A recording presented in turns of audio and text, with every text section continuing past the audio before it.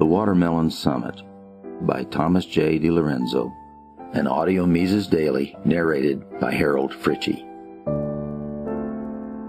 An environmentalist is a totalitarian socialist whose real objective is to revive socialism and economic central planning under the subterfuge of saving the planet from capitalism. He is green on the outside but red on the inside, and is hence appropriately labeled a watermelon. A conservationist, by contrast, is someone who is actually interested in solving environmental and ecological problems and protecting wildlife and its habitat. He does not propose having government force a separation of man and nature by nationalizing land and other resources, confiscating private property, prohibiting the raising of certain types of animals, regulating human food intake, and so forth. He is not a socialist ideologue who is hell-bent on destroying capitalism. He does not publicly wish that a new virus will come along and kill millions, as the founder of Earth First once did. More often than not, he seeks ways to use the institutions of capitalism to solve environmental problems. There is even a new name for such a person, enviropreneur, or he may call himself a free market environmentalist who understands how property rights, common law, and markets can solve many environmental problems, as indeed they have.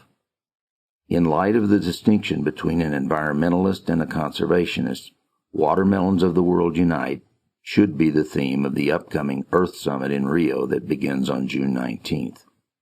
The meeting will be devoted to endless conniving about how to go about creating a centrally planned world economy under the auspices of United Nations bureaucrats, in the name of the latest euphemism for socialist central planning, sustainable development. This doesn't mean that the watermelons of the world will be successful, only that they are as numerous as flies on a herd of cattle and will never give up on their pipe dream of a centrally planned socialist world economy, no matter how much of a nightmare socialism has been for millions of people all around the world.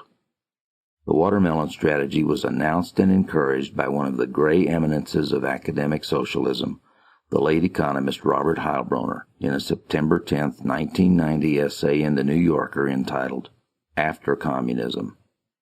Written in the midst of the worldwide collapse of socialism and the realization that socialist governments during the 20th century had murdered more than 100 million of their own people as part of the price of establishing their socialist paradise, Heilbroner's essay was a huge mea culpa.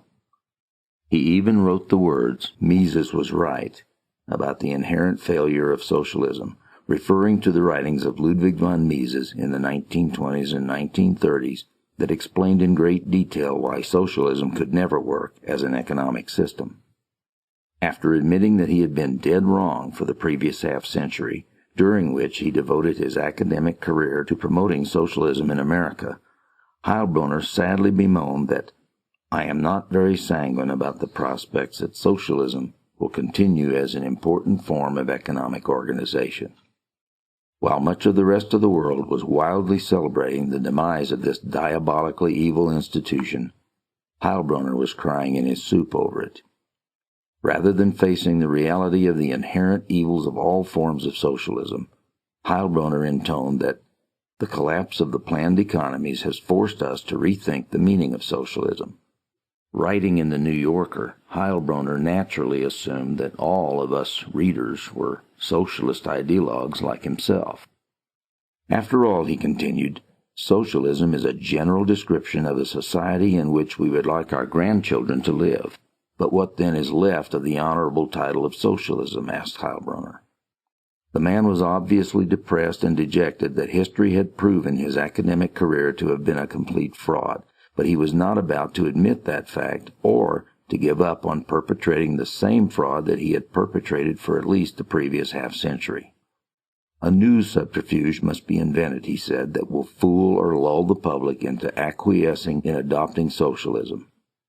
This might take a while, he said, and if we are successful, our great-grandchildren or great-great-grandchildren may be prepared to acquiesce in social arrangements that our children or grandchildren would not.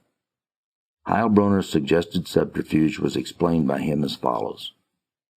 There is, however, another way of looking at socialism, It is to conceive of it as the society that must emerge if humanity is to cope with the ecological burden that economic growth is placing on the environment. We socialists must all become watermelons, in other words. If enough members of the public can be hoodwinked with this subterfuge, then capitalism must be monitored, regulated, and contained to such a degree that it would be difficult to call the final social order capitalism. That is exactly what will be discussed at the upcoming Earth Summit in Rio. The Ludwig von Mises Institute hopes you have enjoyed this audio Mises Daily. For a world of free market literature, media, and discussion, visit Mises.org.